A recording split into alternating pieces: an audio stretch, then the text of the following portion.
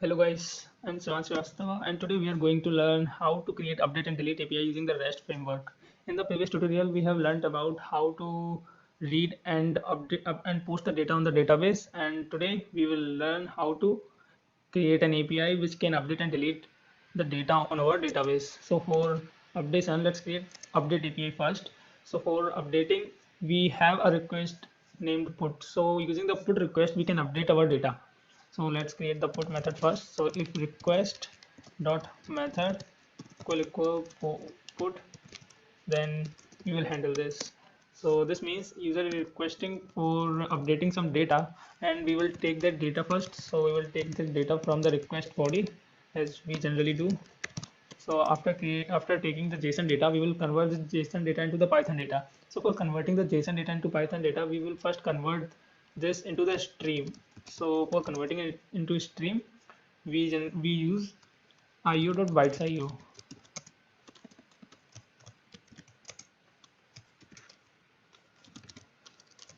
So now we have our stream. Now we can convert this stream to Python data using the JSON parser.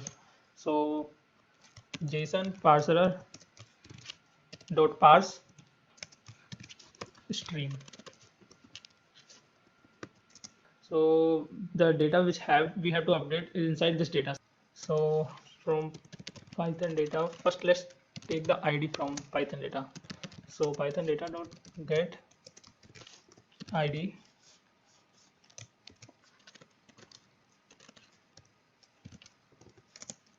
So now we have our ID assigned to this ID, means the ID which is coming from inside the JSON data we have taken from the Python data and assigned to this. Now we have the ID, so we will fetch.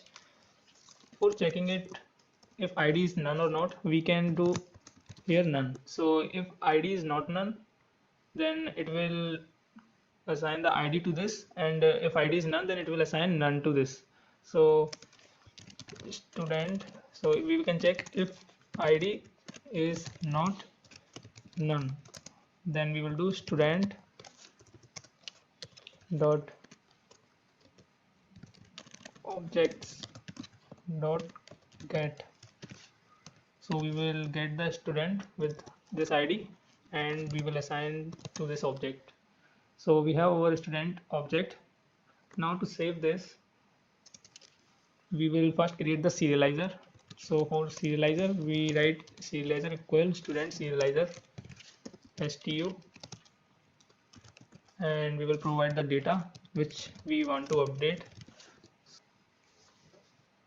So the data which we want to update, we will provide that data here in this data. So now after providing the data, we can check if the data is valid or not. So if serializer dot is valid, then we will do serializer dot save. Now we have saved our data. So we will return a response. So for returning a response, we will create a dictionary. So here we will provide the message that data updated successfully. So we will convert this Python data into the JSON data using JSON renderer. So we have our JSON data now. We can return it using the HTTP response. So JSON data and content type equal application slash JSON. So we have returned it as a HTTP response that data updated successfully. So for updating this data, we will go into the serializer.py, and here we will define a method def update for updating this data. And here it takes two parameters, which is first is the instance, and the second is the validated data. Now we will update it. So for updating, we will write instance dot name equal validated data dot get name, and here we will provide instance dot name, and the next instance dot roll number equal validated data dot get roll number instance dot role, and the third instance dot city equal validated data dot get city instance dot city, and we will return this updated instance. Before returning the instance, we need to save the updated instance, so we will save it first. So update instance dot save. So we have saved the updated data. Now we will go to in our views.py and we will return some response if the data is not valid. So let's create res equal msg, and here we will provide data not valid. So convert this into the JSON data first. So for converting, we will use JSON renderer